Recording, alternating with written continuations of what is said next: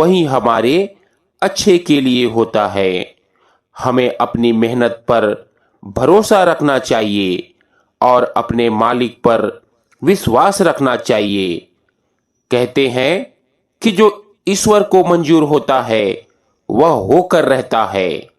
जीवन के रास्ते में जब भी हम निराश या अनिश्चित होते हैं तो हमें याद रखना चाहिए कि हर घटना, हर मोड़ और हर कठिनाई हमारे कल्याण के लिए होती है।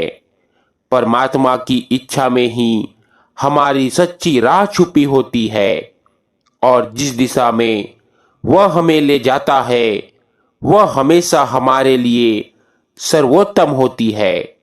गुरु प्यारी साध संगत जी, तो चलिए बिना किसी देरी के आगे बढ़ते हैं आज की इस साखी की ओर।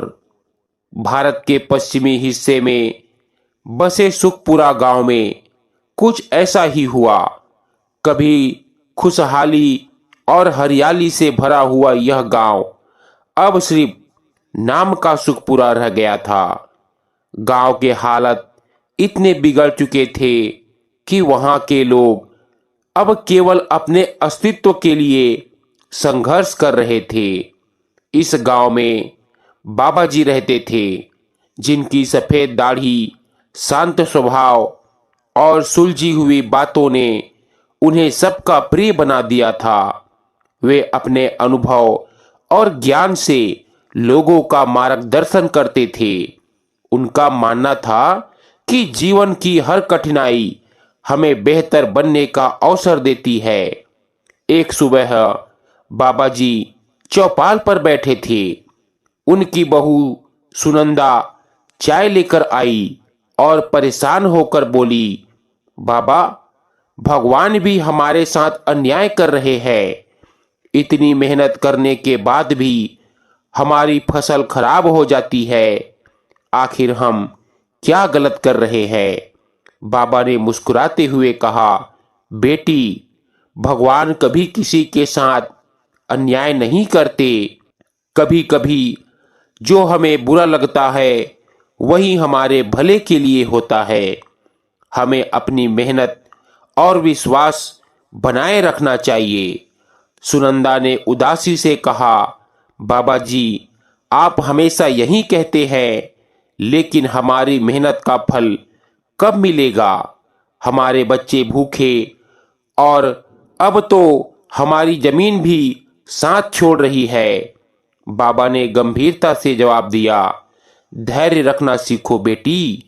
धैर्य ही वह जड़ है जो एक पेड़ को मजबूती से खड़ी करती है। कठिनाइयों से डरने के बजाय उन्हें गले लगाओ।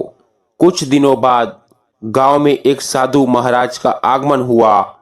उनका व्यक्तित्व अद्भुत था और उनकी बातों में एक अनोखी गहराई थी। लोग उनकी बात सुनने के लिए दूर दूर से आने लगे। अपने प्रवचन में उन्होंने कहा कि जीवन एक यात्रा है जिसमें सुख और दुख दोनों आते हैं, लेकिन इन पर हमारा दृष्टिकोण ही तय करता है कि हम उन्हें कैसे झेलते हैं। कठिनाई से बचने के बजाय उसे स्वीकार करना सीखो। सुनिंदा और उनका परिवार भी प्रवचन में उपस्थित थे। सुनंदा ने साधु महाराज से पूछा, महाराज, जब जीवन में सिर्फ संघर्ष ही हो तो इंसान क्या करे? साधु महाराज मुस्कुराए और बोले, संघर्ष ही जीवन का सार है। यह हमें हमारी ताकत और क्षमताओं से परिचित कराता है। रामकिशोर ने साधु महाराज से पूछा, महाराज, क्या यह आवश्यक है कि हर व्यक्ति को संघर्षों से गुजरना पड़े? साधु महाराज ने उत्तर दिया, कठिनाइयां जीवन का हिस्सा है, परख है और एक बड़े उद्देश्य के लिए तैयार करती है। जैसे सोना आग में तपकर शुद्ध होता है, वैसे ही इंसान संघर्षों से गुजरकर शक्तिशाली बनता है। साधु महाराज की बातें सुनकर गांव वालों को जीवन के प्रति एक नई दृष्टि मिली। अब आगे सुखपुरा गांव की हालत दिन ब दिन खराब होती जा रही थी। इस बार भी बारिश ने धोखा दे दिया और फसलें सूख गई। मनोज ने अपनी बची खुची फसल बेचने का फैसला किया। वह बड़े उत्साह से शहर की मंडी गया, लेकिन खाली हाथ लौटा। उसकी आंखों में निराशा और दिल में गहरी चिंता थी। रात के खाने पर उसने अपनी परेशानी व्यक्त करते हुए कहा, बाबा, अब हमारे पास कुछ भी नहीं बचा। खेतों में फसल उगाने के लिए बीज तक नहीं है। अगर यही हाल रहा तो हमें गांव छोड़ना पड़ेगा। राम किशोर ने मनोज के कंधे पर हाथ रखा और कहा, बेटा, मालिक केवल उन्हीं को आजमाते हैं जिनमें सहन शक्ति होती है। हमें हार मानने के बजाय रास्ता निकालने की कोशिश करनी चाहिए। कठिनाइयों में छिपा अवसर पहचानो और याद रखो, हर रात के बाद सुबह होती है। सुनंदा इस बातचीत से बेहद परेशान हो गई। उसने गुस्से में कहा, लेकिन बाबा, यह रास्ता आखिर कहाँ से निकलेगा? हमारे पास न पैसे है न संसाधन। आप हमेशा बड़ी बड़ी बातें करते हैं, लेकिन हकीकत बहुत कठोर होती है। राम किशोर ने मुस्कुराते हुए उत्तर दिया, बेटी, हकीकत कठोर होती है, लेकिन यही समय हमें मजबूत बनाता है। धैर्य एक पेड़ की जड़ की तरह है। जितना गहरा उसे करोगी, उतना ही मजबूत पेड़ खड़ा होगा। रात का अंधेरा जितना भी गहरा हो, सुबह की रोशनी उसे मिटा ही देती है। बस भरोसा बनाए रखो। राम किशोर की बातें सुनकर सुनंदा चुप हो गई, लेकिन मन में उसके सवाल अभी भी कायम थे। कुछ ही दिनों बाद गांव में एक साधु महाराज का आगमन हुआ। उनके व्यक्तित्व में अद्भुत आकर्षण था और उनकी बातों में गहराई। आसपास के गांवों के सभी लोग उनके प्रवचन सुनने आते थे। साधु महाराज ने अपने पहले ही प्रवचन में कहा, जीवन एक यात्रा है। इस यात्रा में कठिनाइयां हमारी साथ ही होती है। अगर हम संघर्षों से भागेंगे तो यह यात्रा अधूरी रह जाएगी। याद रखें, जब नदी में पानी बढ़ता है तो वह अपने लिए खुद रास्ता बना लेती है। इसी तरह कठिनाइयों के समय भी हमें भगवान पर भरोसा रखना चाहिए, मालिक पर भरोसा रखना चाहिए।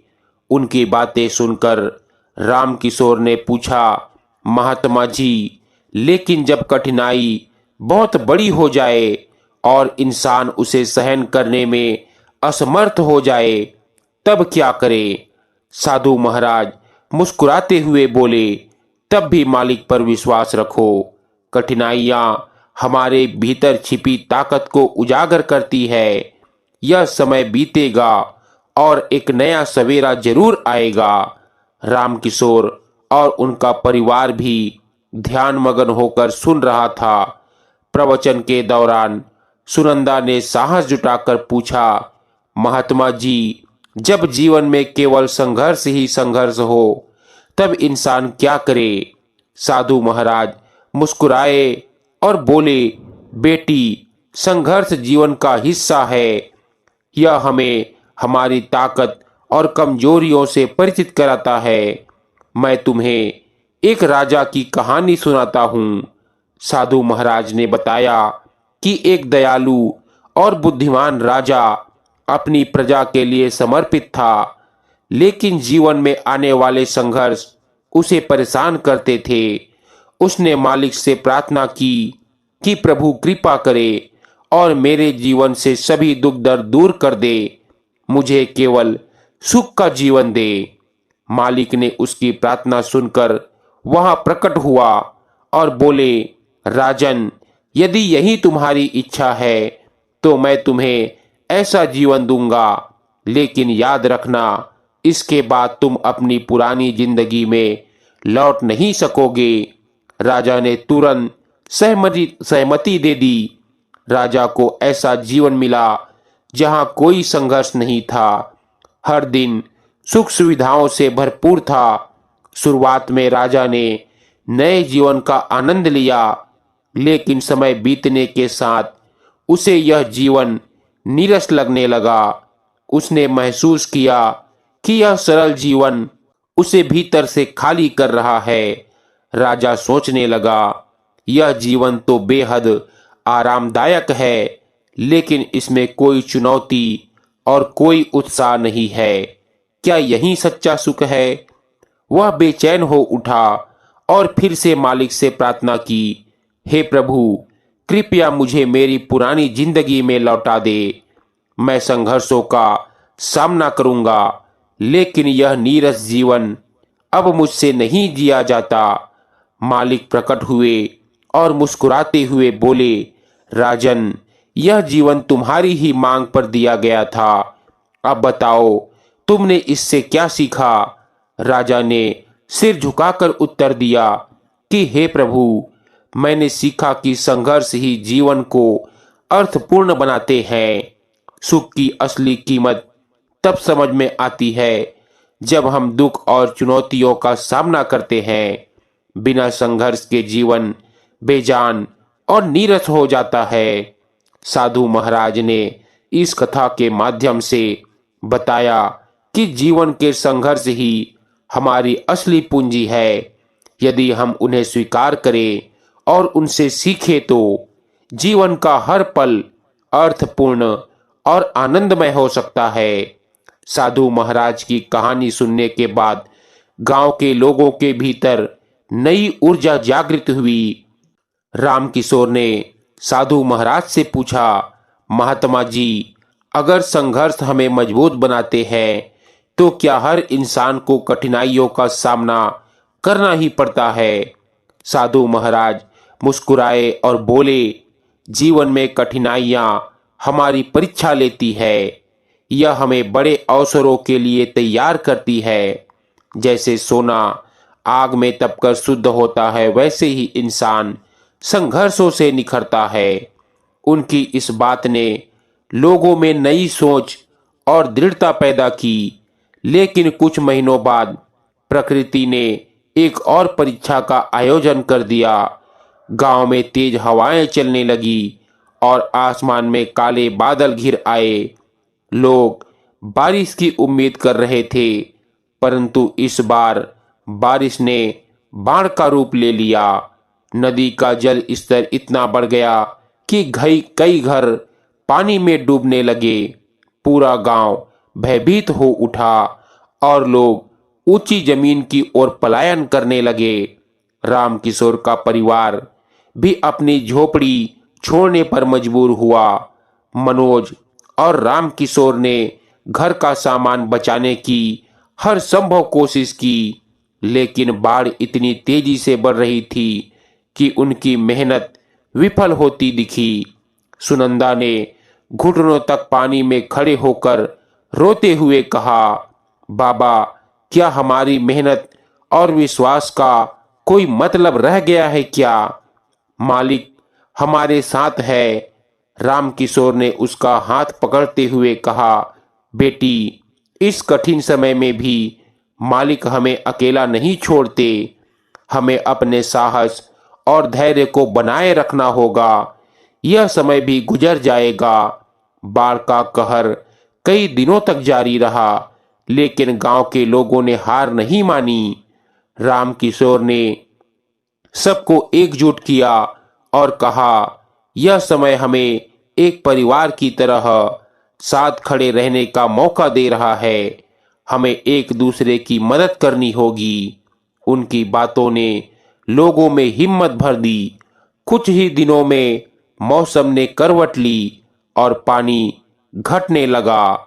बाढ़ ने गांव की काया पलट दी थी, परंतु इस आपदा ने लोगों को संघर्ष, धैर्य और एकता का महत्व सिखा दिया। रामकिशोर ने सभी को समझाया, कठिनाइयां केवल हमें मजबूत करने के लिए आती है। जब हम उनका सामना करते हैं तो हमें अपने भीतर छिपी असीम शक्तियां का एहसास होता है। संघर्ष हमारे विश्वास की असली परीक्षा है। अब पूरे गांव में हरियाली और समृद्धि लौट आई थी। हर घर में अब खुशियों की गूंज थी। रामकिशोर चौपाल पर बैठे मुस्कुरा रहे थे। उनकी आंखों में संतोष झलक रहा था। मनोज ने पास आकर कहा, बाबा जी, आपने सही कहा था। संघर्ष हमें तोड़ने नहीं बल्कि मजबूत बनाने आते हैं। आज हमारे पास पहले से ज्यादा सीख और साहस है। रामकिशोर ने बेटे के कंधे पर हाथ रखते हुए कहा, बेटा, जीवन में कठिनाई सिर्फ एक पड़ाव है। अगर हम विश्वास और धैर्य बनाए रखें तो हर अंधेरी रात के बाद उजाला जरूर आता है। सुनंदा ने भी मुस्कुराते हुए कहा, बाबा जी, आज हमें यह समझ में आ गया है कि मालिक जो भी करते हैं हमारे भले के लिए करते हैं। हमारी मेहनत और एकता ने हमें फिर से खड़ा कर दिया। साधु महाराज जो गांव छोड़ने की तैयारी कर रहे थे बोले, याद रखना, जीवन में सुख और दुख दोनों जरूर। सुख हमें आभार दिलाता है, सिखाता है, और दुख हमें जीवन का सच्चा अर्थ समझाता है। यह गांव अब एक मिसाल बन गया कि कठिनाइयों का सामना करके कैसे खड़ा हुआ जाता है। गांव के लोगों ने बाबा जी का धन्यवाद किया। सो गुरु प्यारी साध संगत जी, हमें भी चाहिए कि जिंदगी में चाहे सुख आए या दुख आए, मालिक पर भरोसा बनाए